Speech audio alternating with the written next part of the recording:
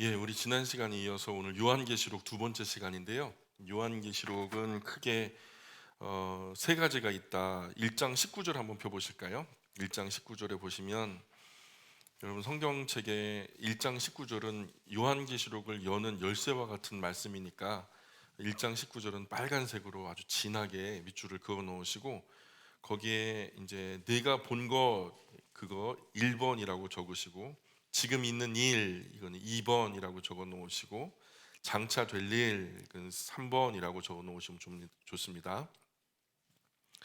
자, 그래서 내가 본 것, 지금 있는 일, 장차 될 일 이 세 가지의 기록이 요한계시록이다. 우리 이 구절을 우리가 이제 앞서 살펴봤죠. 그래서 이것은 요한계시록 1장에 이제 해당하는 장면인데 내 본 것 승천하시는 예수님을 본 그리스도인들이 많이 있었죠. 예수님 부활하셨고 승천하시는 모습을 사람들이 다 봤잖아요. 그러니 눈에 본 대로면 예수님이 지금 우리 곁에 있어요, 없어요? 눈에 본 대로라면 예수님이 우리 곁에 없고 저 위로 올라가신 거죠. 그러니 불안했을까요? 안 불안했을까요? 그죠? 우리 곁에 지금은 안 계시니까 구름 타고 가버리셨으니까 그 곁에 없다 여겼을 것이고 예수님은 아마도 하나님 보좌 우편에 붙어 계시면서 자신들의 이 핍박과 고난, 이 도미치아누스 황제 안에서 막 핍박과 고난을 경험하고 있는 지금 자기들과는 막 우주 밖 구말리 바깥에 떨어져서 우리랑 상관없이 지금 하나님 보좌 옆에 계시는구나 이렇게 알고 있었을 알았을 가능성이 크죠. 당시 초대교회는 로마 제국 황제 도미치아누스 황제의 교회를 향한 노골적인 박해로 날이 갈수록 좀 심각한 고통에 시달리고 있었고요. 순교자들도 속출하고 있었죠. 이런 박해 속에서 예수님 직계 제자들은 이미 다 순교 당했어요, 벌써. 다. 그런데 하나 남았죠. 사도 요한. 마지막 남은 노종 사도 요한 마저도 반모섬으로 끌려갔죠. 그리고 강제 노동 중이에요. 돌 뜨는 일을 했대요. 뭐 역사 기록에 의하면 그래요. 근데 그 노종이 거기서 뭐 돌 뜨는 일을 하면요, 뭐 몸이 쉽겠습니까? 언제 죽어도 이상하지 않은 상황이죠. 초대교회 그리스도인들은 야 이제 교회 지킬 위인은 더 이상 없겠다. 이제 큰일 났다. 곧 교회 문 닫겠다. 망하겠다. 그런 거 아닐까 이런 두려움이 있고요. 그러니 두려워할 이유야 충분했죠. 이런 시점에서 예수님이요 사도 요한에게 나타나셔서 반모섬에서 그렇게 낮에 중노동에 시달리는 이 사도 요한에게 나타나셔서 네가 본 것을 좀 기록해라 이렇게 말씀하셨고 기록된 것을 각 교회에 전달해 주어라 이렇게 말씀하셨고 그러면서 하셨던 말이 두려워하지 말아라. 그래서 20절에 보니까 여러분 20절 보실까요? 여러분 잠시만요. 20절에 보니까 내가 본 것은 여기 내가 본 것은 19절에는 내 본 것과 그리고 20절에는 내가 본 것은 이렇게 말하죠. 그래서 지금 20절 이전에 본 것 지금 본 것은 보았다는 거니까요. 볼 거라는 게 아니고 이미 보았다는 거니까요. 1장에서 예수님께서 보여주셨던 그 장면을 말하는 거겠죠. 근데 네가 본 것은 친절하게 뭘 봤는지도 얘기해 주셔요. 네가 본 것은 내 오른손에 내가 지금 예수님이죠. 말씀하신 예수님. 내 오른손에 일곱 별의 비밀과 또 일곱 금촛대라. 쉽게 말해 일곱 별과 일곱 금촛대를 봤다는 얘기죠. 일곱 별은 일곱 교회의 사자. 사자는 라이언 아니고 천사를 말하는 것도 아니고 그 교회에서 목회하고 있는 목회자를 말하는 거죠. 그래서 일곱 교회와 일곱 목회자가 곧 일곱 금촛대와 일곱 별이라는 거죠. 그래서 여기서도 그렇게 해석해 주셔요. 일곱 촛대는 뭐다? 일곱 교회다. 그죠? 일곱 별은 뭐다? 일곱 교회의 목회자들이다. 그래서 오른손에는 일곱 별, 일곱 금촛대 그 오른손에 별을 들고 일곱 금촛대 사이를 이렇게 다니고 계시죠. 예수님이. 그래서 친절하게 예수님이 지금 어디 계시다고요? 금촛대 사이를 거닐고 계시는 거예요. 예수님은 하나님 우편에도 계시지만 지금 현재 일곱 금촛대 사이에도 계셨죠.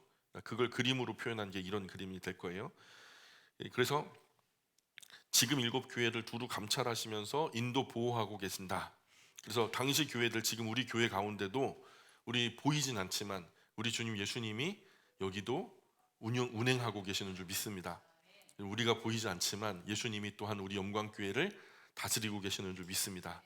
또한 부족하지만 진짜 민말에 난 것보다 더 모자라고 죄인 중에 괴수보다 더 큰 몬스터와 같은 저에게도 우리 주님 예수님이 손에 붙들고 저를 들어 사용하시고 계시다고 저는 믿습니다. 네, 그런 마음으로 충성을 지금 하려고 노력하고 있습니다. 그런데 자, 당시 교회들, 지금 우리 교회 가운데도 운행하고 계시는 줄 믿는데, 근데 7교회들 가운데 운행하신 예수님의 모습이 그냥 일반적인 모습이 아니죠. 정말 크고 위험 있는 모습, 세상의 어떤 군왕들도 감히 고개를 들어 그 모습을 직접 쳐다볼 수 없을 만큼 두렵고 떨리는 위험 가운데 예수님이 보이시죠.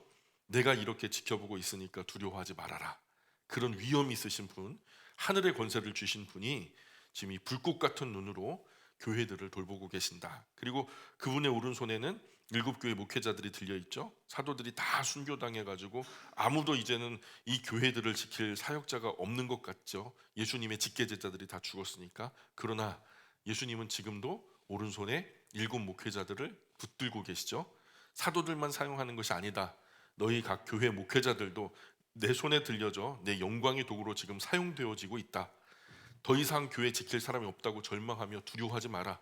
그들은 내가 지금 사용하는 나의 도구들이다 하면서 7별 7교회 사자들을 주님 손에 쥐고 인도 보호하고 계시니까 두려워하지 말라는 얘기죠. 그래서 첫 번째는 뭐냐면 1장에 쭉 보시면은 정리가 되겠지만 1장에다가 두려워하지 말아야 할 이유라고 한번 이렇게 하고 퀘스천을 한번 해보세요. 그리고 1장을 그 다음에 읽기 시작하시면 두려워하지 않아야 할 이유들이 여러 가지가 발견될 겁니다. 제가 대충 간단하게 정리한 것은 이래요.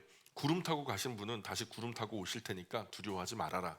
한 7가지 정도로 정리했는데요.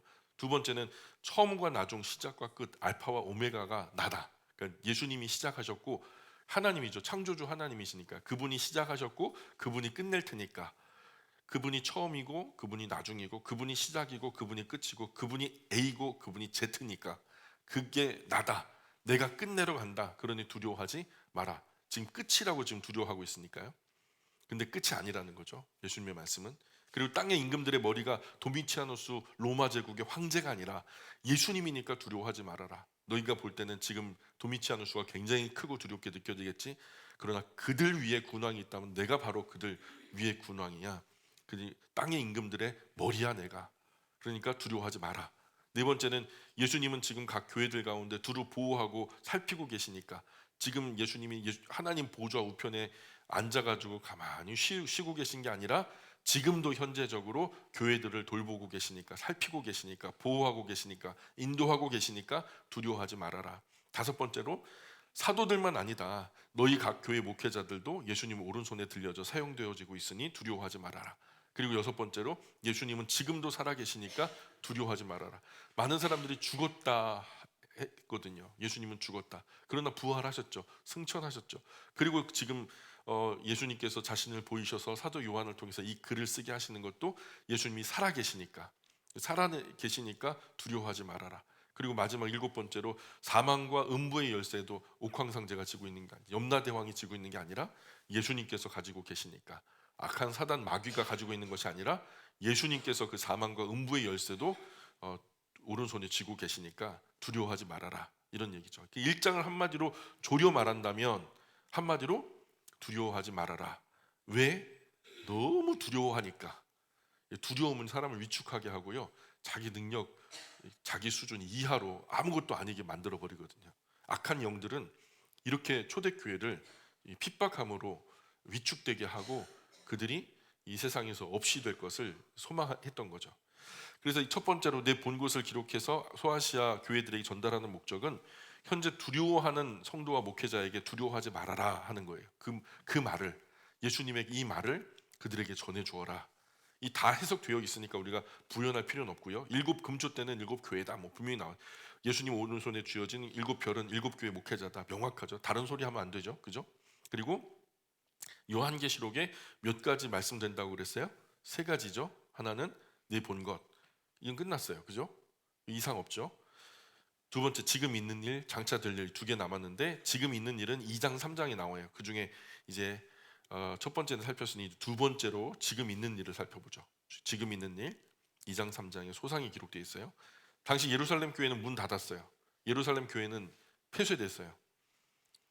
그리고 이제 교회들의 중심지가 소아시아, 현재로는 터키 중부, 터키 중부를 중심으로 모여 있죠. 튀르키예. 이 대표적인 교회들은 7교회 정도로 추리는데 에서보두 사빌라, 에베소, 서머나, 버가모, 두아디라, 사대, 빌라델비아, 라오디게아, 이런 7교회 대표적인 교회.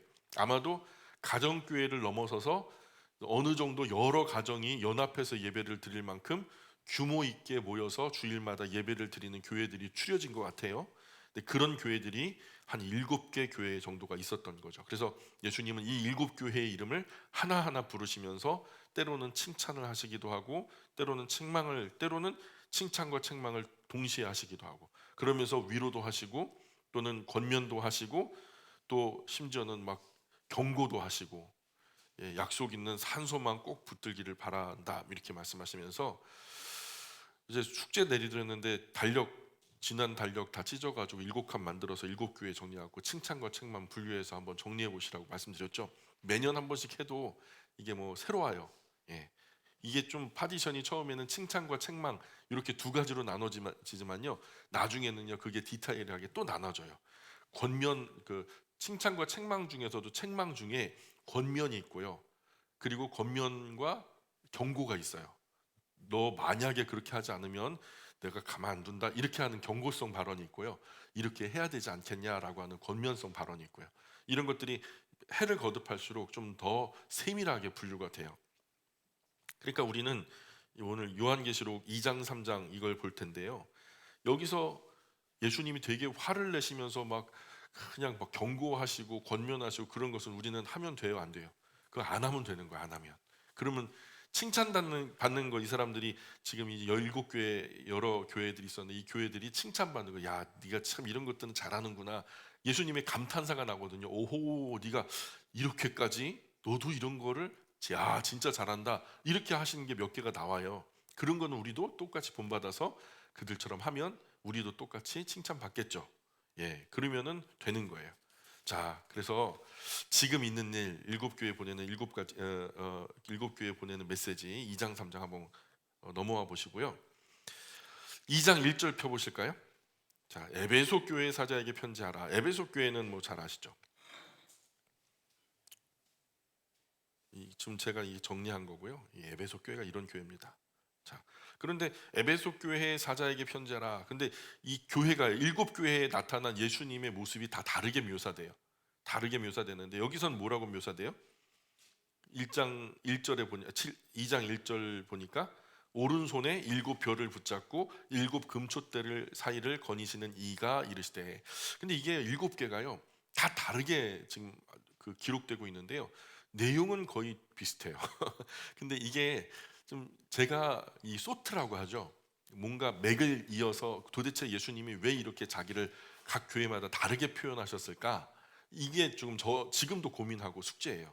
계속 저는 반복될 때마다 고민하고 있는데, 뭐 하나는 밝혀낸 게 뭐냐면 다 하나님의 나라를 기업으로, 유업으로 또는 보장받는 그런 이야기들을 전제로 해서 예수님의 모습이 이제 다양하게 표현되고 있는데, 여기서는요 혹시라도 여러분이 말씀을 묵상하다가 이 예수님이 7교회에 나타난 그 모습이 이런 거 아니겠냐, 그 소트의 어떤 하나의 키포인트를 찾으셨다 그러면 저한테 빨리 알려주셔야 돼요.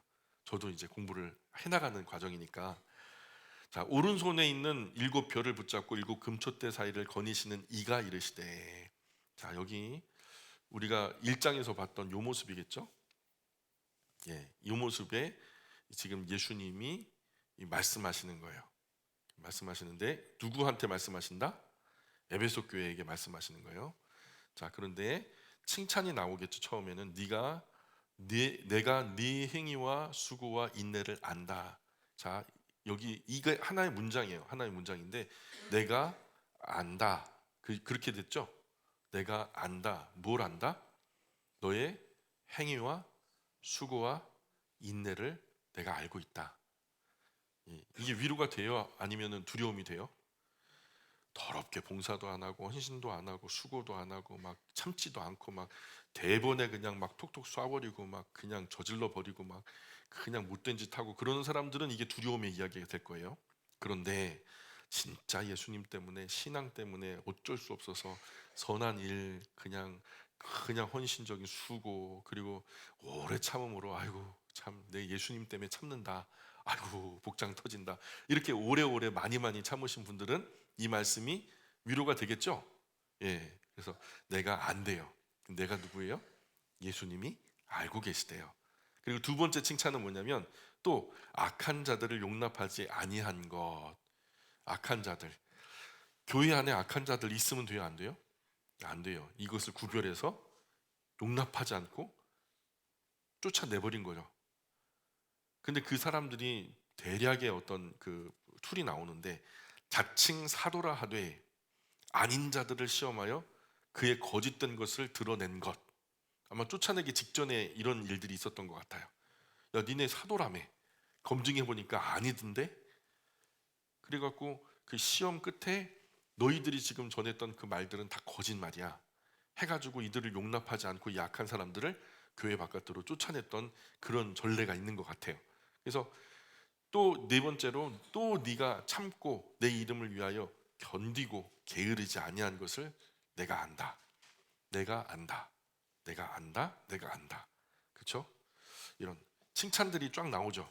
이런 거는 우리가 잘 듣고 우리 교회에도 이런 열심히 있는 선한 행위와 또 충성된 수고와 또 오랜 인내를 우리가 잘 하면서 교회 안에 불순물들이 들어올 때 주님 예수님의 이름으로 진리에 입각해서 잘라낼 것 자르고 쫓아낼 것 쫓아내고 그렇게 참고 예수님 이름 때문에 열심히 견디고 게으르지 않고 부지런하여 열심히 품고 주님 섬기면 칭찬 받겠죠. 이렇게 교훈 받으면 되는 거예요. 그리고 이제 4절에 보니까 그러나 너를 책망할 것이 있다. 야, 책망이 나오죠. 드디어 첫 번째 뭐예요? 너 처음 사랑 버렸어. 너 우리 부부간에 이제 결혼해가지고 막 살다가 너무 쉽게 이제 여겨지니까 내 사람이고 이제 잡아놓은 물고기고 하니까 어느 날 이 선을 넘어서 막대하는 거예요. 막대하는 거예요. 야, 자 이거 가지고 와, 저거 가지고 와. 그래도 되는 것이냐? 비인격적인 막 그렇게 되죠. 그런 것처럼 처음 사랑이 식어버리면 사람의 인격이 좀 그렇게 돼요. 우리의 신앙이요, 이 매너리즘에 빠지고 타성에 젖으면요, 또 이렇게 돼요. 그냥 아무 열정 없이 찬송하니까 때에 맞춰 그냥 찬송하고 예배 드리니까 순서 맞춰 예배는 하는데 그 본질적인 처음 마음을 잃어버리는 거죠. 그 감격, 그 나를 위해 죽어주신 예수님의 희생과 나를 위해 다시 사신 부활의 감격과 또 승천하여 나의 처소를 예비하고 계시는 그 영광의 소망을 우리가 잃어버리고 신앙생활을 할 수 있는 거죠. 처음 사랑을 버렸느니라, 이게 이제 책망을 하는데, 그래서 어떻게 하냐? 권면을 하시죠. 그러므로 여러분 성경책에다 이렇게 밑줄 긋고 정리를 하시면 좋아요. 그러므로 뭘 하래요?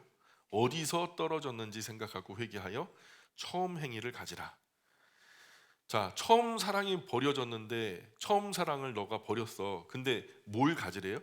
처음 행위를 가지래요. 그죠? 너 처음 사랑 버렸어. 너 사랑 식었어. 그 첫사랑이 식었단 말이야. 그렇기 때문에 첫사랑을 회복해, 그렇게 말하지 않고 뭐라고 말해요? 처음 행위를 가져라. 예. 그 마음이 깃들었던, 그 사랑이 깃들었던 그 행동들을 다시 찾아와. 예. 만약에 여기 만일이라고 나오는 것은 경고성 발언이에요. 만약에 그리하지 아니하고 회개하지 않으면 내가 너에게 가서 너의 촛대를 그 자리에서 옮길 거야. 무서운 말이죠. 어떤 이 에베소 교회를 하나님이 가장 완탑으로 막 들어서 사용하시는 것 사도행전에 나오잖아요. 근데 이 에베소 교회를 들고 사용하는 그것을 어떤 이 교회들의 가장 역할하는 제사장 교회 같은 그런 역할을 하는 이 에베소 교회를요, 촛대를 옮겨 다른 교회로 그 주도권이 넘어가게 할 수도 있다. 이런 말씀일이죠. 예, 그 자리에서 옮기리라. 근데 예수님께서 또 감탄을 하세요. 감탄한다는 얘기 들어보셨어요? 오호 하면서 예수님이 놀라는 감탄사로 쓰였는데요. 야, 오직 너한테 이런 게 있었네. 이렇게 놀라시는 거예요. 네가 니골라당의 행위를 미워하는도다. 나도 이것을 미워하노라. 자, 현대어 성경에는요, 네가 나처럼 니골라파 사람들의 방종한 행위를 미워하는 것은 정말로 잘한 일이다. 이렇게 말해요. 네가 나처럼 니골라파 사람들의 방종한 행위를 미워하는 것은 정말 잘한 일이다. 근데 여기서 에베소 교회에서는 니골라당의 행위라고 했죠. 거기 니골라당의 행위에다가 동그라미 한번 쳐보실래요? 니골라당의 행위, 그렇죠? 그런데 또 뒤로 가면은요, 버가모 교회 2장 15절에 보세요. 2장 15절에는 니골라당의 교훈. 근데 서머나 교회, 에베소 교회는 니골라당의 행위. 자, 이 행위와 교훈, 그죠? 헷갈리죠? 이거 조금 뒤에 가서 설명을 할게요. 어쨌든 이런 니골라당은 좋은 것 같아요, 나쁜 것 같아요? 나쁘니까 이거 잘했다 그러잖아요. 방종한 행위를 미워하는 것은 정말 잘한 일이다. 귀 있는 자는 성령이 교회들에게 하시는 말씀을 들을지어다. 그래서 이 니골라 당에 대한 이야기는요, 조금 뒤에 우리가 버가모 교회 다룰 때 한번 해보죠. 그리고 상급이 있어요. 만약에 이런 것들 처음 사랑을 회복하고, 그리고 이 니골로파 사람들의 방종한 행위, 그건 이제 감탄이고, 회개하고 막 그렇게 열심을 다시 회복하게 되면 이기는 그에게는 상급이 주어지는데 내가 하나님의 낙원에 있는 생명나무 열매를 주어 먹게 하리라, 이렇게 말하죠. 자, 그런데 하나님의 낙원에 우리 천국에 12과실 맺는 생명나무가 있다는 거 아시죠? 요한계시록에 그게 기록되고 있으니까요.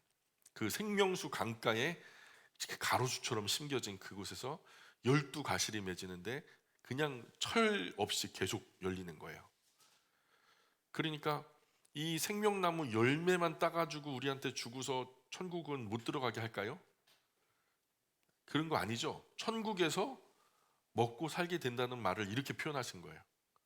너 이 말 잘 듣고, 나의 이 말 잘 듣고 정말 충성되게 이 말씀 처음 사랑 회복하고 또 회개할 거 회개하고 끝까지 너 신앙 지키고 승리하면, 이기면, 너의 믿음 안에서 신앙으로 이기면 한마디로 말해서 천국에서 나랑 같이 잘 먹고 잘 살게 될 거야, 이 말이죠. 어렵지 않죠? 한마디로 천국을 약속받는 거죠. 맞습니까? 아닌가요? 거기 계시죠? 여보세요? 안녕히 주무세요. 자, 18절, 2장 8절 보세요. 서모나 교회에게 사자에게 편지하라. 자, 서모나 교회가 나오죠. 여기서는 예수님이 어떤 모습으로, 지금 에베소 교회가 지금 이렇게 돼 있어요. 에베소 교회가 그래서 이런 식으로 대략 정리가 됐는데 충분하진 않고요. 서모나 교회는 지금 외부 사진은 그냥 일반 건축물 같아가지고 안에를 이렇게 좀 찍었어요. 근데 안에 모습이 이렇게 표현돼 있죠. 서모나 교회 처음이며 마지막이요. 여기서도 그 말이 나오네요. 처음이요 마지막이요. 죽었다가 살아나신 이가 이르시되, 당연히 예수님이겠죠. 그래서 칭찬이 먼저 나와요. 9절에 2장 9절에 첫 번째, 내가 네 환난과 궁핍을 알거니와. 엄청나게 환난을 많이 당한 것 같아요. 그리고 이것 때문에 엄청나게 배고픔을 많이 경험한 것 같아요. 그것을 누가 아신대요? 내가 안다. 내가 안다 그러잖아요. 그런데 실상은 네가 헐벗고 굶주리고 환난 속에 있기 때문에 네가 가난하고 모자라고 부족한 사람이 아니야. 실상은 네가 굉장히 부유한 사람이야. 이것과 정반대 이야기를 한 사람 있죠. 한 교회가 있죠. 어디 교회죠? 라오디게아 교회가 그러죠. 네가 되게 부유한 줄 알지? 너 지금 헐벗고 벌거벗었어. 너 수치를 가려 하면서 막 예수님이 이제 후에 나오게 될 텐데, 여기서는 가난한 것 같으나 부자인 교회가 있고 부자인 것 같으나 가난한 교회가 있다는 거예요. 우리 교회는 어느 교회일까요? 원하기는 가난한 것 같으나 부유한 교회가 되었으면 좋겠어요. 누가 보실 때? 예수님이 보실 때. 그런데 칭찬이 나와요. 첫 번째 칭찬은 진짜 네가 환난과 궁핍, 그 가운데서 얼마나 어렵게 신앙생활을 하는지 내가 알아. 근데 너 스스로 그런 일들을 경험하면서 너무 부족하고 힘들고 나는 가난하고 너무 모자란다 이렇게 생각하겠지. 그러나 내가 볼 때는 너는 진짜 부유한 교회야. 그리고 또 자칭 유대인이라 하는 자들의 비방도 안다. 이것도 안 돼요. 나만 혼자 고통 겪는 줄 알았는데 자칭 유대인이라 하는 자들이 너희들을 어떻게 공격하고 비방하는지 내가 안다. 실상은 그들은 유대인이 아니야. 사실은 사탄의 회당이다. 회당이 뭐예요? 사탄을 따르는 사람들이 모여서 당을 지은 거예요. 사탄적인 모임이라는 거예요. 그 사람들은. 그러니까 이런 나쁜 사람의 비방에도 잘 견디고 버티는 것이 칭찬할 만한 일이죠. 그죠? 이런 핍박과 모진 고난 속에서도 계속 견디고 버티는 것은 참 칭찬할 만한 일이죠. 졸려 죽겠는데 허벅지 꼬집어 가면서도 오후에 가지 않고 자리를 지키면서 첫 주부터 충성하는 여러분들은 참 칭찬받을 만한 일. 그때 환난과 지금 환난은 비할 바 없지만 그럼에도 불구하고 작게라도 지금 충성된 모습을 주님 앞에 보여드리는 거죠. 그죠? 어쨌든 자, 근데 10절에서 권면하세요. 뭐라고 권면하시냐면 너는 장차 받을 고난을 두려워하지 말아라. 앞으로 고난이 또 있대. 아이고 세상에. 너는 장차 받을 고난을 앞으로 다가오는 너 고난이 있는데 그거 두려워하지 마라. 자, 볼지어다 마귀가 장차 너희 가운데 몇 사람을 옥에 던져 시험을 받게 할 건데 너희가 10일 동안 환난을 받으리라. 네가 죽도록 충성해라. 이래요. 그러니까 장차 다가올 그 고난이 바로 뭐냐면 악한 이 악한 사탄의 회당이라는 이 존재들이요. 참 못된 짓 해가지고 몇 사람이 교회 안에서 몇 사람 아주 충성된 우리 아버지들 중에서 몇 분 이렇게 추려가지고 이제 교도소에 가둔다고 생각해 보세요.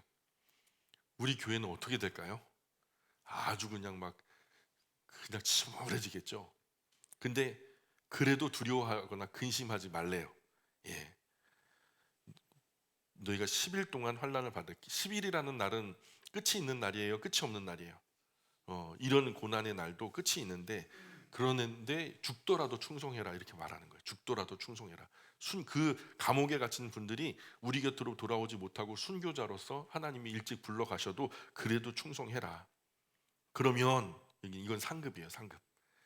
그래서 만일이라고 하는 경고성 발언이 많고요. 그러면 그리하면 이런 것은요. 이제 상급이 많아요. 근데 첫 상급이 뭐냐? 생명의 관을 너에게 주리라. 생명의 관. 생명의 관을 받으면 뭐가 좋아요? 생명의 관을 받으니까 살겠죠. 얼만큼 살까요? 영원히 살겠죠. 그러니까 여기서도 상급이 뭐예요? 하나님 나라의 영원한 삶을 약속해 주시는 거죠. 첫 번째 에베소 교회에서도 하나님 낙원에 있는 생명나무 열매 주워 먹게 하리라. 하나님 나라에서 먹고 마시게 하겠다. 여기서도 생명의 관을 주겠다는 것은 하나님 나라 영원한 삶을 약속해 주겠다. 그래서 11절에 귀 있는 자는 성령이 교회들에게 하시는 말씀을 들을지어다. 보장하는데 그 보장성 보험이 있어요. 여기에 뭐가 있냐면 이기는 자는, 여기서도 이기는 자. 저 에베소 교회에서도 7절에 이기는 그에게는, 여기 개인적으로 여기서도 이기는 그에게는 그 말이에요. 이기는 그에게는 둘째 사망의 해를 받지 아니하리라. 그럼 둘째가 있으니까 뭐가 있겠을까요? 첫째도 있겠죠. 그러니까 첫째 사망이 있다는 말인데 첫째 사망은 우리가 잘 알죠. 육체와 영혼이 분리되는 죽음. 그리고 두 번째 사망은 그 영혼과 영혼의 주체이신 하나님이 분리되는. 그러면 어떻게 될까요?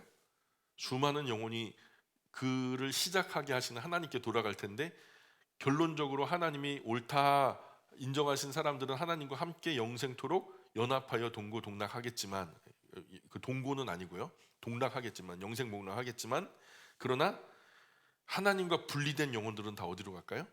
지옥이죠. 지옥. 그러니까 지옥 아니면 천국이에요. 자, 둘째 사망의 해를 받지 않겠다는 말은 어디 간다는 거예요? 천국 간다는 얘기예요? 지옥 간다는 얘기예요? 이것도 똑같이 뭐예요? 천국을 약속해 주시겠다는 얘기죠. 누구에게? 어떤 사람에게? 환난 중에도 죽도록 죽기까지 충성하는 사람에게 그렇게 약속하시는 거죠. 아직까지는 참 기분 좋은 이야기들이 많이 나와요. 세 번째로 12절에 보세요. 12절에 버가모 교회 사자에게 편지하라. 자, 여기서 나타나신 그 예수님의 모습은, 버가모 교회는 지금 이렇게 생겼어요. 예, 근데 안에는 아무것도 없어요. 자, 버가모 교회 사자에게 편지하라. 좌우에 날선 검을 가지신 이가 이르시되, 좌우에 날선 검, 하나님의 말씀, 그죠? 말씀이 좌우에 날선 검과 같죠? 웬 좌우에 날이 섰을까요? 이게 양쪽이에요. 예수님이 임하면, 예수님이 이 땅 위에 임하면 두 종류의 사람으로 딱 갈라져요. 좌우에 날선 검으로 이쪽 저쪽을 베듯이 딱 나눠지는데, 하나는 좋아하고 하나는 슬퍼해요. 하나는 기뻐하고 하나는 큰 공포 속에서 벌벌 떨어요. 이게 바로 심판의 칼날을 말하는 거예요. 그 하나님의 말씀으로 좌우를 분별, 염소와 양을 나누고 천국과 지옥을 나누고 생명과 사망을 나누고 이런 걸 말하는 거죠. 그 좌우에 날선 검을 가지신 그 판단, 그 주권, 심판의 주권을 가지신 그분이 말씀하시는데, 네가 어디 사는지 내가 안다. 뭣도 안 돼요? 네가 어디 사는지도 안 돼요. 나는 이용숙 권사님이 어디 사는지 알아요. 예수님도 여러분 각자가 어디 사는지 안 돼요. 자, 근데 이게 뭐가 문제냐? 거기는 사탄의 권좌가 있는 데라. 자, 현대어 성경에서는 이렇게 말해요. 요걸 나는 네가 살고 있는 도시가 어떤 곳인지 잘 알고 있다. 그러면서 그 도시는 사탄의 왕좌가 있고 우상 숭배의 중심지가 되어버린 곳이다. 그런데도 너는 내게 충성되게 잘하고 있다. 이 말이에요. 여기 서문학교에, 버가목교회 그 이제 낮은 평지예요. 근데 우뚝 솟은 하나의 그 섬처럼 솟아있는 동산이 하나 있어요. 거기에 신전이 하나 있는데 거기 온갖 음란한 일들이 벌어지는 곳이에요. 그리고 막 온갖 더럽고 추접한 일들이 그곳에 일어나는데, 어쨌든 그 얘기 내용에서 이제 우리가 드러날 테니까요. 네가 내 이름을 굳게 잡아서 내 충성된 증인 안디바가 너희 가운데 곧 사탄이 사는 곳에서 죽임을 당할 때도 나를 믿는 믿음을 저버리지 아니하였도다. 예수님도 성전에 끌려가 가지고 모진 고난 당하시다가 결국에는 사내들인 공회, 하나님을 대변한다라고 하는 그 공회원들에 의해서 예수님이 십자가에 못 박혀서 돌아가시잖아요. 그런 것처럼 지금 이 버가모 교회에도 충성된 어떤 분들이 계셨어요. 그 중에서도 안디바라는 분의 이름에 우리가 집중을 해야 돼요. 자, 그런데 그분이요, 이들이 정말 못돼 먹은 이 사탄이 사는 곳, 그리고 막 그 악한 그 당이 있는 그곳에 이들이 박해 속에서도 하나님께 끝까지 충성했던 안디바라고 하는 위대한 순교자가 나왔다는 거죠. 자, 버가모 교회에서요 순교자가 나왔다는 거예요. 이거 대단한 거예요. 버가모 교회에서 순교자가 나왔어요. 하나님의 의를 위하여 충성하다가 그 충성의 이유로 죽임을 당한 거죠. 이 순교자라고 하는데, 이 순교자, 이 칭찬이겠죠. 그럼 칭찬이죠, 칭찬. 자, 14절에 근데 너가 순교자가 나온 교회라는 건 내가 참 칭찬해. 참 더 멋져. 그 어느 교회보다 이것이 굉장히 독보적으로 칭찬받을 만한 일이지. 그런데 너에게 두 가지 책망할 것이 있어. 첫 번째는 거기 너에게 발람의 교훈을 지키는 자들이 있도다. 발람에다 동그라미 쳐보세요. 발람의 교훈. 발람의 교훈. 발람이 발락을 가르쳐 이스라엘 자손 앞에 걸림돌을 놓아 우상의 제물을 먹게 하였고 또 행음하게 했다. 이런 말이 나오죠. 행음하게 했다. 구약에서는 이제 발락의 사주를 받아갖고 발람이 이스라엘을 저주하려고 하죠. 한 번, 두 번, 세 번 했는데도 됐어요, 안 됐어요? 하나님이 축복하시는 민족을 발람이 임의로 저주할 수 없었죠. 결국에는 그때는 어떻게 끝나는 걸로 나와요? 결국 발락이 이스라엘을 저주하지 못하는 것으로 일단락이 되는 걸로 보이죠. 그런데 다른 성경의 병행 구절에 보면은요, 이 외에 그 이후에 발람이 어떤 못된 짓을 했는지 자세한 이야기들이 몇 군데 나와요. 이 발람이요, 그러면 하나님이 복 주시는 이 민족을 어떻게 저주해? 우린 못해. 근데 저주받을 만한 짓을 하면 저주를 받지. 하나님이 금지한 것들이 몇 개 있어. 이방과 통혼하지 말라라. 통혼, 그냥 신앙 바깥에서 결혼하지 말란 얘기죠. 우상 숭배하지 말아라. 타락하지 말아라. 결국 이렇게 그 이방 결혼과 더불어서 우상 숭배도 들어오고, 우상 숭배를 하다 보니까 우상 신전에서는 뭐 음란이 일반이죠. 그죠? 뭐 오른쪽으로 가면 미녀들이 있고 왼쪽으로 가면 미동들이 있는데요. 거기 들어가고 벌거벗고 춤추고 그러다가 막 음란한 행위를 하고, 그러니까 음란이 타락은요 어쩔 수 없어요. 이방신을 섬기면은 그냥 타락은 그냥 가는 거예요. 그리고 결국에는 그런 행위는 하나님 앞에 이스라엘이 저주받을 일이 되겠죠. 그래서 그렇게 인도한 거예요, 발람이. 이런 악한 사람들이 버가모 교회 안에 있다라는 거죠. 발람과도 같은, 결국 저주받게 하려고 하는 악한 사람들. 결론적으로 발람의 교훈은 이제 니골라당의 교훈과 교차 사용되고 있는데요. 어쨌든 이제 발람의 교훈을 따로 떼놓고 보면은, 발람이요 유혹했던, 발락이 발람을 유혹할 때 두 가지를 썼어요. 하나는 귀족들을 데리고 왔어요. 왕족과 귀족들. 그러니까 너가 얼마나 존귀한 사람인지 우리가 이런 귀한 사람들을 보내니까 막 우쭐하죠. 나 왕족과 귀족과 대면할 수 있을 만큼 내가 대단한 것처럼 느껴지죠. 그리고 그들의 손에 뭘 들려줬죠? 물질을 들려줬어요. 돈과 어떤 명예를 준 거죠. 그래서 이 발람은 발락의 사주를 받아서 광야에서 가나안으로 향하는 이스라엘을 저주하게 하는데, 그러나 하나님께서 막으시죠. 그래서 축복만 하게 되죠. 하지만 발락이 계속 귀인들과 돈을 동원해서 로비를 하게 되고요. 결국 발람은 이스라엘 백성을 우상 숭배의 자리에 이끌어서 이제 간음하게 하는, 결국 오염되게 하는, 통혼하고 신앙이 오염되고 타락하게 하는, 그래서 하나님의 저주를 받을 수밖에 없는 그 자리까지 발람이 사주를 해요. 돈 받고. 그 돈을 위해 그릇된 가르침을 베푸는 이 교활함을 이 발람의 교훈이라고 볼 수 있죠. 발람의 교훈. 근데 그런 사람이 어디 있대요? 이 버가모 교회 안에도 있대요. 버가모 교회 안에도 그런 놈이 하나 있어. 이렇게 말하는 거예요. 그리고 15절에 보니까 이와 같이 네게도 니골라당의 교훈을 지키는 자들이 있도다. 자, 네게도 그러면 앞서 누구도 있었다는 거잖아요. 근데 그게 누구죠? 예? 어느 교회 얘기할 때 이 니골라 얘기가 나오죠? 에베소 교회 나올 때. 근데 에베소 교회처럼 너도, 참 이게 니골라당의 교훈. 자, 니골라 우리가 잘 알죠? 니골라는 누굴까요? 일곱 집사님. 사도행전 6장에 보면은 거기에 니골라라는 일곱 명의 집사님 이름이 거론되는데 거기에 일곱 집사님 중에 한 분이었죠. 근데 그만큼 일곱 집사님이 뽑힐 때 오히려 사도들보다 더 탁월한 견지에서 수많은 사람들의 지지와 인정을 받으면서 뽑힌 사람들이 일곱 집사님이에요.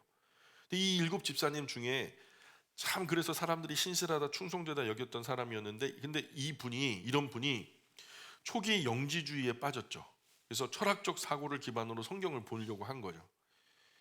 그래서 앞에서는 6절에서 니골라당의 행위였고 지금 니골라당의 교훈인데요. 이 행위와 교훈, 이 가르침이 엄격하게 말해서 같지는 않지만 비슷한 점이 있어요. 먼저 니골라는요, 헬라 철학의 강력한 영향력을 받은 사람, 그 육과 영을 이분법적으로 나누는 거예요. 그래서 이런 사고를 초대교회 이단의 영지주의라고 불러요. 알미니안. 그래서 이 쉽게 말해서 육신으로는 아무리 죄를 지어도 영혼만 깨끗하다면 아무 죄도 문제도 되지 않는다. 육체는 영혼에 영향을 줄 수 없어. 영혼은 지키되 육체는 뭐 네 마음대로 해. 그래가지고 네오플라토니즘이라고 해가지고 그 영향력 아래에 있던 헬라 철학들은 물질세계 영 또는 정신에 비해서 열등한 존재인 육체는요, 뭐 하등 생각할 가치가 없다. 그냥 욕심 나는 대로 해. 이 여자 저 여자 다 취하고 이 남자 저 남자 다 취하고 네 하고 싶은 대로 해.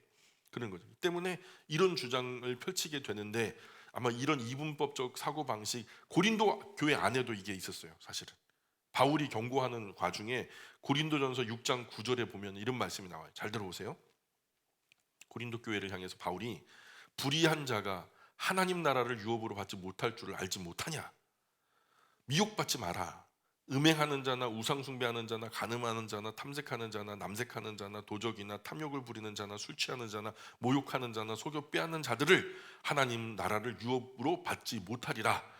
너희 중에 이와 같은 자들이 있더니 주 예수 그리스도의 이름과 우리 하나님의 성령 안에 씻음과 거룩함과 의롭다 하심을 받았느니라. 이게 그냥 개인적인 일반적인 타락이 아니라 이 영지주의에 속한 거예요. 이 사람들이 유대로부터 가만히 들어왔던 거짓 선생, 거짓 스승이라고 하는 이 사람들이 다른 영, 예수가 아닌 다른 영을 전하고 다른 복음을 전했던 사람들인데, 이 사람들이 아마도 지금 이제 이런 정황을 가만히 보니까 영지주의에 가르침, 교훈을 가지고 있는 이 니골라 당의 교훈을 가지고 있는 사람들이었다는 거죠.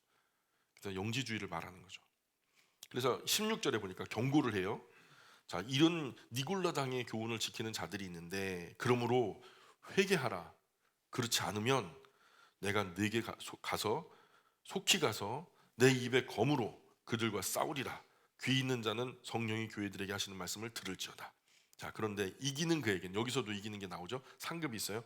내가 감추었던 만나를 주고 또 흰 돌을 줄 터인데 그 돌 위에 새 이름을 기록한 것이 있나니 받는 자 밖에는 그 이름을 알 사람이 없느니라. 이것도 되게 신비하고 묘하고 뭐 알 수 없고 그런 게 아니고요. 되게 간단해요. 당시 문화 속에 어떤 게 있었냐면 감추었던 만나라는 말은 그냥 뭐 하나님 나라에 동참한다는 의미예요. 그 만나는 누구만 먹을 수 있어요? 예? 만나는 누구만 먹었어요? 하나님께 속한 사람들만 먹을 수 있었어요. 하나님의 선택된 백성. 맞아요?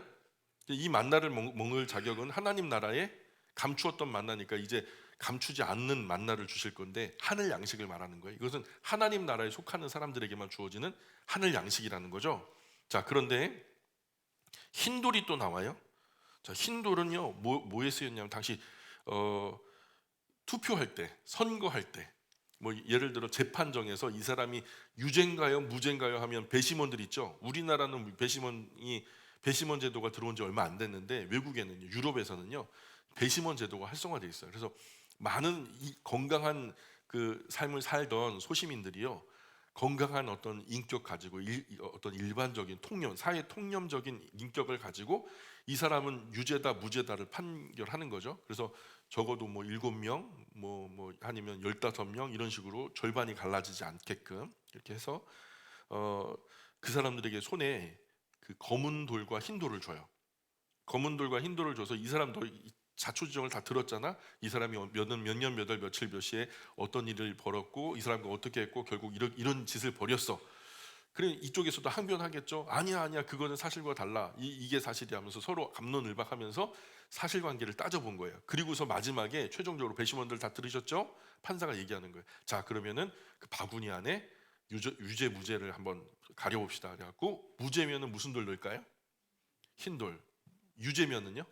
검은 돌을 넣죠. 근데 그 흰 돌에 이름을 새긴대요.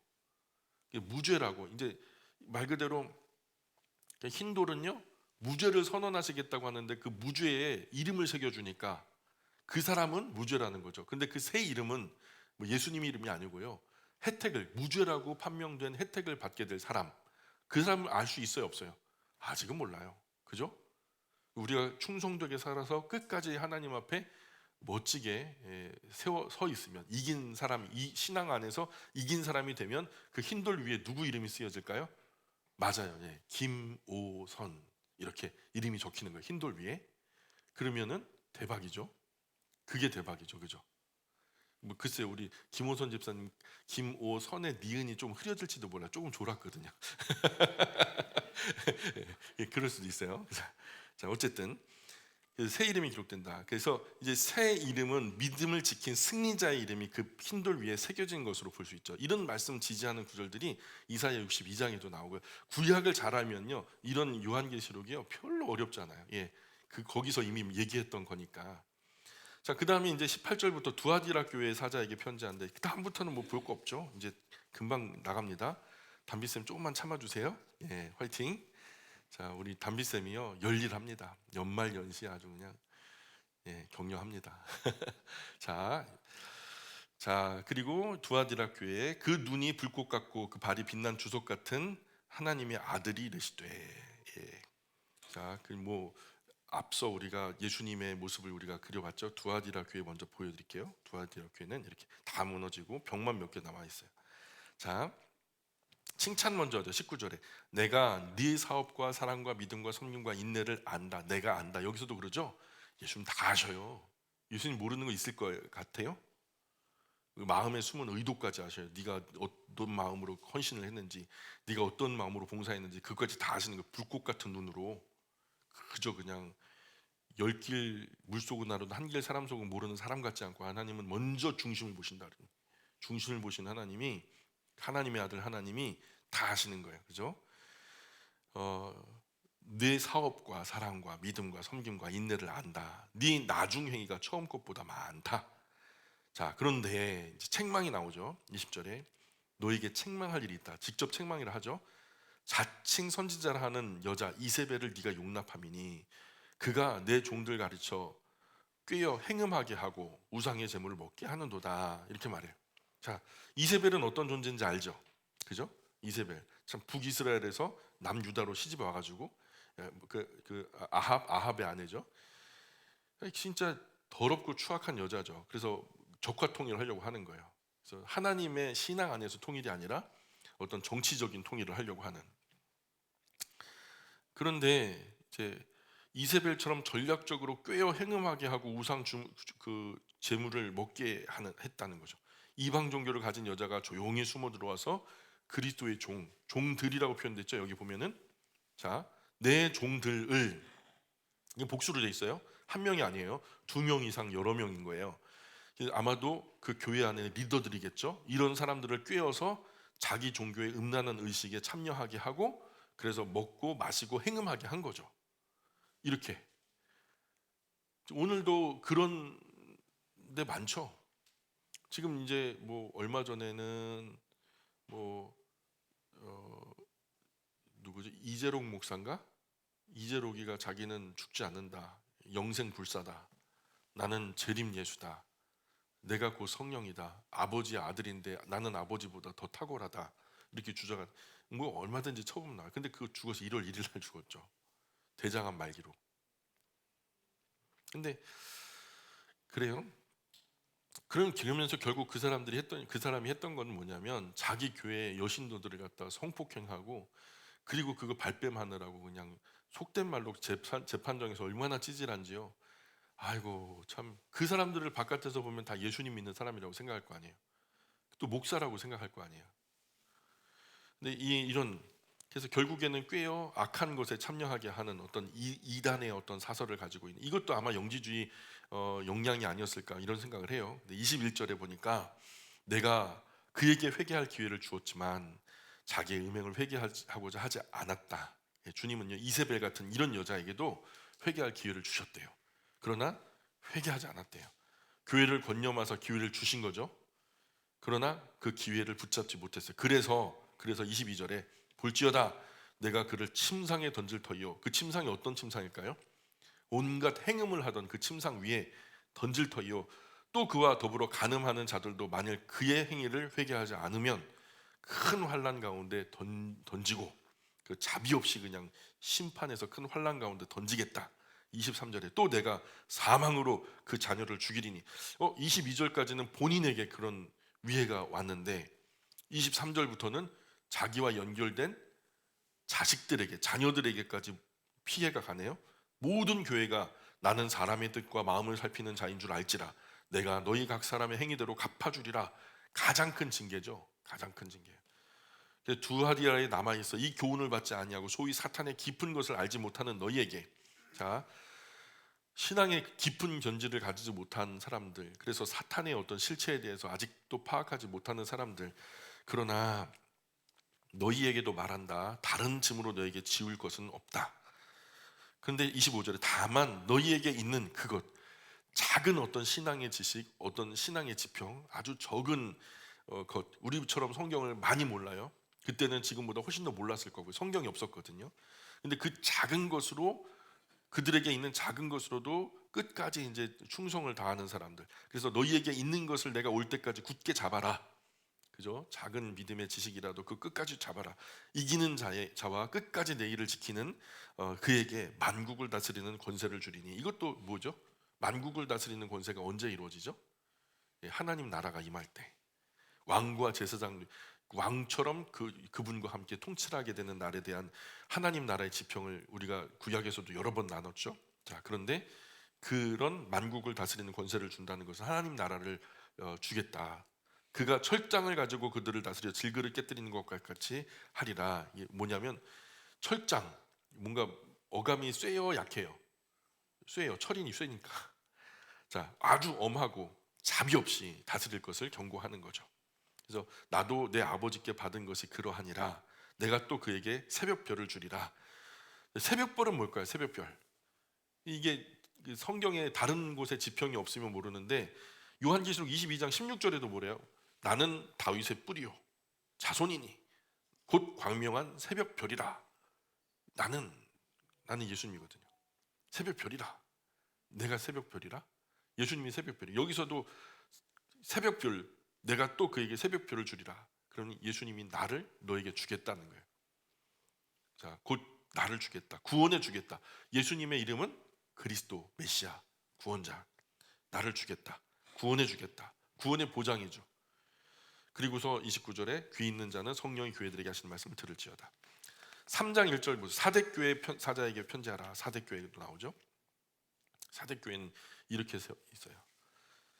이 큰 기둥은요 이단 신전이고 뒤에 있는 조그마한 그 창고 같은 데가 사실은 교회거든요. 사대교회. 사대교회에 나타난 예수님의 모습은 하나님의 7영과 7별을 가지신 이가 이르되. 자, 예수님이 나타난 모습이 그랬고요. 책망합니다. 처음부터 내가 네 행위를 안다. 이것 안 돼요. 네 행동 알아. 네가 살았다 하는 이름 가졌지만 사실은 죽었어. 이 말이에요. 예수님의 판단이에요. 이건 자기들의 판단은 나는 살았어. 근데 예수님의 판단은 아니야. 넌 죽었어. 자, 권고하는 거예요. 너는 일깨어 그 남은 바 죽게 된 것을 굳건하게 하라. 정신 바짝 차려.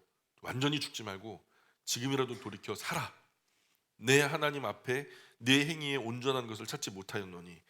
어떤 신앙이라는 이름이 있었지만 신앙의 행위는 없었던, 행동은 없었던 거죠. 그러므로 네가 어떻게 받았으며 어떻게 들었는지 생각하고 지켜 회개하라. 경고하는 거예요. 만일은 언제나 경고죠. 일깨지 아니하면 내가 도둑같이 이르리니 어느 때에 네게 이르는지 네가 알지 못하리라. 불시에 임해서 심판하겠다. 경고죠. 그러나 사대에 그 옷을 더럽히지 아니한 자 몇 명이 내게 있다. 자, 흰 옷을 입고 나와 함께 다니리니 그들은 합당한 자인 연고라. 어려운 교회, 참 어두운 교회였음에도 불구하고 몇 명은 제대로 된 그리스도인이 있었던 것 같죠, 그죠?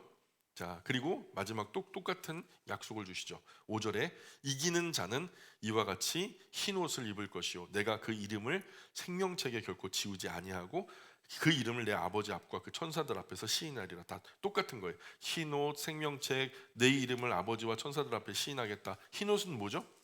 어린 양의 혼인잔치에 드레스 코드가 있어요. 그 어린 양의 혼인잔치에 들어가려면은 무슨 옷을 입고 들어가야 돼요? 흰옷이에요. 흰옷. 그럼 우리가 흰옷을 지금 여기서 지어 입는 거 아니고요. 주님께서 입혀주신 옷이에요. 흰옷은 어린 양의 혼인잔치 예복으로 소개되고 있죠. 그리고 생명책, 구원받은 자의 이름이 적혀있는 이 책이고요. 그리고 내 이름을 아버지와 천사들 앞에 시인한다면 뭐래요? 그럼 구원에 합당한 사람으로 여겨주신다는 말이고요. 그래서 이건 말 한마디로 구원해주겠다라는 보장이에요. 너를 구원해주겠다. 몇 명, 어렵지만 그냥 그 교회에서 과연 이런 신앙이 있을 수, 바른 신앙이 있을 수 있을까 하는 그런 교회 안에서도 바른 신앙으로 버티고 견딘 너희 몇 명에게는 이런 흰옷과 생명책, 내 이름 아버지 천사들 앞에 시인해주겠다. 이런 귀 있는 자는 성령의 교회들에게 하시는 말씀을 들을지어다. 그리고 그 다음에 이제 그 여섯 번째로 빌라델비아 교회 사자에게 편지하노라. 7절에 3장 7절에 나오죠. 거룩하고 진실하사 다윗의 열쇠를 가지니 곧 열면 닫을 사람이 없고 닫으면 열 사람이 없는 그에게 이르시되 그가 이르시되. 자, 열면 닫을 사람이 없고 닫으면 열 사람이 없어요. 그런데 그분이 열어놓으셨으면 그러면 어떻게 될까요? 항상 열려 있겠죠. 닫으면요 항상 닫혀 있겠죠. 자, 그런데 8절에 뭐래요? 볼지어다 내가 네 앞에 닫힌 문이 아니라 뭘 두었대요? 열린 문을 두었다. 그런데 능히 닫을 사람이 없다. 이렇게 말해요. 열린 문. 어디로 향하는 열린 문이에요? 예? 항상 열려 있어요. 이 교회를 통해서 구원의 길이 항상 열려 있어요. 계속 많은 사람 구원에 이르게 하는 교회가 될 거라는 의미죠. 이 교회에서 계속 구원이 끊어지지 않겠다. 이런 얘기는 여러 번 들었죠. 구약에 얘기할 때 너에게서 나에게 속할 자가 끊어지지 않을 것이다. 이런 말 들어보시죠. 다윗에게 한 약속이에요. 큰 능력을, 자, 내가 네 행위를 안다. 이 또 아신대요. 네가 작은 능력 가지고서도 내 말을 지키면 내 이름을 배반하지 않았다. 자, 큰 능력으로 큰 신앙 지키는 게 아니고요. 작은 능력으로도 큰 신앙 지키는 큰 신앙의 사람이 될 수 있는 거예요. 그렇죠? 자, 그런데 9절에 보라 사탄의 회당 곧 자칭 유대인이라 하나 그렇지 아니하고 거짓말하는 자들 중에 며칠 내게 주어 그들로 와서 네 발 앞에 절하게 하고 내가 너를 사랑하는 줄 알게 하리라. 엄청나게 이 빌라델비아 교회를 핍박하고 저주하고 막 못 살게 구는 어떤 유대인들의 회가 있었어요. 근데 사실 그 유대인들의 회가 아니라 이 유대인들의 회라고 하는 것은 일반적으로 유대교회예요. 유대교회인데 유대교가 기독교를 그렇게 박해하는 거예요. 초창기에 유대교회에서 찢어져 나간 어떤 분파로서의 이단이라고 생각하니까 자꾸 유대교회에서 박해를 하는 거예요. 쫓아다니면서 박해를 하고. 근데 이 사람들이요, 처음에는 그냥 뭐 욕하고 그냥 뭐 이렇게 저주하는 그 정도였지만 나중에는 은밀하게 막 행동하면서 사람들을 막 모질게 몰아붙여가지고 가두기도 하고 죽이기도 하는 그런 핍박자들이 되거든요. 근데 이런 핍박자들, 그래서 그런 사람들 중에 몇 사람이 회심하고 돌아와서 너희 교회에 속하게 될 거다. 그러면은 위로가 되겠죠? 그죠? 나를 박해하던 이런 사람이 있죠? 누구죠? 바울이 그랬죠. 바울이 그냥 모질게 핍박하고 막 박해하고 막 가두고 죽이고 막 스데반도 죽이고 막 그랬잖아요. 그런데 돌아서서 교회 안으로 오니까 어떻게 돼요? 뭐 큰 위로가 되죠. 예, 교회가 큰 힘을 얻고요. 그러니 빌라델비아 교회도 그런 위로의 소식이 있을 거다. 그래서 자, 10절에 네가 나의 인내의 말씀을 지켰은즉 내가 또한 너를 지켜 시험의 때를 면하게 하겠다. 아, 우리가요 인내의 말씀을 지키면 주님은 우리를 지켜주신대요. 예, 졸려도 잘 참고 인내하시면 예, 주님이 여러분을 참아주신대요. 예, 이는 장차 온 세상에 임하여 땅에 거하는 자들을 시험할 때라. 일곱 번째 나팔이죠. 예, 일곱 번째 나팔 이후에 공중 들림 받기 전에 큰 환란의 날이 있겠죠. 큰 환란의 날이 있겠어요. 그래서 11절에 내가 속히 오리니 네가 가진 것을 굳게 잡아 아무도 네 면류관을 빼앗지 못하게 하라. 빼앗길 수도 있단 말이죠. 그러니까 빼앗기지 못하게 하라 말이지. 그러니 굳게 잡아야죠. 굳게 잡아야죠. 12절에 이기는 자는 내 하나님 성전의 기둥이 되게 하리니. 하나님의 성전 기둥은 어디 있을까요? 그저 하나님 나라에 있죠. 이 또한 뭐 같은 얘기예요. 그가 결코 다시 나가지 아니하리라. 하나님 나라에 있어야 하나님 성전 기둥이 되겠죠. 내가 하나님의 이름과 하나님의 성 곧 하늘에서 내 하나님께로부터 내려오는 새 예루살렘의 이름과 나의 새 이름을 그 이 위에 기록하리라. 귀 있는 자는 성령이 교회들에게 하시는 말씀을 들을지어다. 마지막으로 라오디게아 교회 사자에게 편지한다. 14절에 아멘이시오 충성되고 참된 증인이시오 하나님의 창조의 근본이시니가 이르되 내가 내 행위를 안다. 여기서도 아신대요. 다 아신대요. 네가 차지도 아니하고 뜨겁지도 않다. 자, 근데 많은 한국 교회 성도들은요, 그러니까 어떻게 하래요? 차지도 않고 뜨겁지도 않다. 그러니 뜨거워라. 그렇게만 얘기하거든요. 근데 이게요, 그건 그런 얘기 아니에요. 우리의 편견이 그렇게 만든 거고, 사실은요, 여기서는요, 차든지 뜨겁든지 하라 그래요. 왜냐하면 뜨거워도 소용이 있어요. 그리고 차가워도 소용이 있어요. 그런데 미지근하면 소용이 없어요. 그러니까 소용은 쓸 때가 있다는 거예요. 예, 뜨거워도 쓸 때가 있고 차가워도 쓸 때가 있는데 미지근하면 쓸 데가 없는 거예요. 그 마시다가 토해버린다는 거죠. 네가 이같이 미지근하여 뜨겁지도 아니하고 차지도 아니하여 내 입에서 너를 토하여 버릴 거다. 좌우당간 분명한 노선을 정하라는 거죠. 무조건 뜨겁기만 하라는 얘기가 아니고 뜨거워도 쓰이고 차가워도 쓰이고 미지근하면 버려질 거라는. 저는 이게 두 가지가 혼용됐습니다. 가슴은 뜨겁게, 예, 그러나 머리는 차갑게. 근데 네가 말하기를 나는 부자라 부족한 것이 없다 하니 이쪽에 부자였어요. 흰 세마포를 많이 팔아요. 여기에 극상품 그 모가 그 저기 목화가 나왔거든요. 뭐 어린이 주먹만큼이나 큰 목화가 송이송이 맺혔다고 그래요. 그리고 거기서 나오는 어떤 세마포는요, 되게 특산품이라 비싸게 값지게 팔렸다는 거예요. 그 라오디게아 이 들판에는요, 알 수 없는 약초가 있는데 지금도 뭐 얘기가 되고 있는 거 알아요. 근데 그걸 짜가지고 어떻게 가공을 해서 안약을 만들었는데 이 안약이 거의 만병통치약처럼 쓰였대요. 그래서 이제 그 안약이요, 그 라오디기아가 자랑하는 약이에요. 안약. 근데 그들이 말하는 그런 많은 산업물들을 통해서 부자가 됐잖아요. 그래서 금, 뭐 이런 세마포 그리고 뭐 안약 이런 것들을 그들이 자랑할 만한 건데 예수님은요 이 자랑할 만한 것들을 역으로 들어서 그들을 야단쳐요. 야, 그 세마포 옷 그거 가지고 너 벌거벗은 거, 야, 네 곤란한 것, 가련한 것, 가난한 것, 눈먼 것, 벌거벗은 것, 너 알지 못하는구나. 너 알지 못하는구나. 그러니까 자기들은 나는 부자라 17절에 나는 부자라 이건 자기 해석이고 주님이 보실 때는 나는 부요하여 부족한 것이 없다 이건 자기의 평가고 그런데 예수님의 평가는 네 공고한 거, 가련한 거, 가난한 거, 눈먼 거, 벌거벗은 거 알지 못하는 거 예수님의 판단은 그래요. 그래서 내가 너를 권한다. 내게서 불로 연단한 금을 사서 부요하게 해라. 그래서 금이 이제 나왔고 세 가지 특산물 금과 뭐 세마포와 또 안약 이런 것들을 그래가지고 그거 사갖고 영적으로 부유하게 하고 흰옷 사가지고 벌거벗은 수치 보이지 않게 가려라. 그리고 안약 사가지고 눈에 발라 보지 못하는 거 보게 해라. 무릇 네가 사랑하는 자를 책망하여 징계한다. 그러므로 네가 열심내라 회개하라 볼지어다 내가 문 밖에 이 흐름에 이게 나오는 거야. 문 밖에 서서 두드리겠다. 누구든지 내 음성 듣고 문을 네가 열어라. 그럼 내가 들어가겠다. 그와 더불어 먹고 그는 나와 더불어 먹게 될 거다. 이렇게 말하는 거야. 구원의 문은 항상 네 앞에 있어. 네가 열고 나를 받아들여 영접해. 그러면 구원을 얻는 거야. 이런 얘기죠. 이기는 그에게는 여기 똑같이 말하죠. 내가 내 보좌에 함께 앉게 하여 주기를 내가 이기고 아버지 보좌에 함께 앉는 것과 같이 하리라.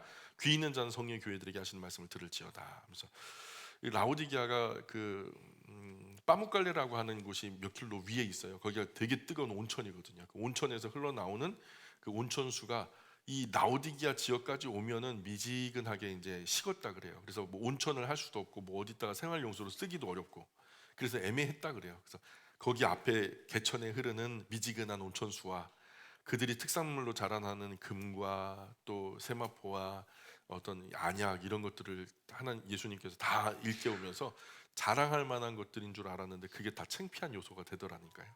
그래서 빌라델피아 교회는 이렇게 큰 두 기둥만 남았고요.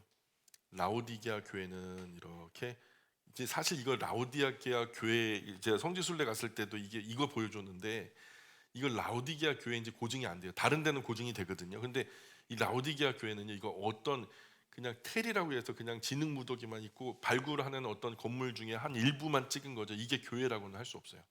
그러니까 라오디게아 교회는 완전히 허물어졌다 해도 과언이 아니죠. 그래서 이렇게 해서 두 번째가 뭐였죠?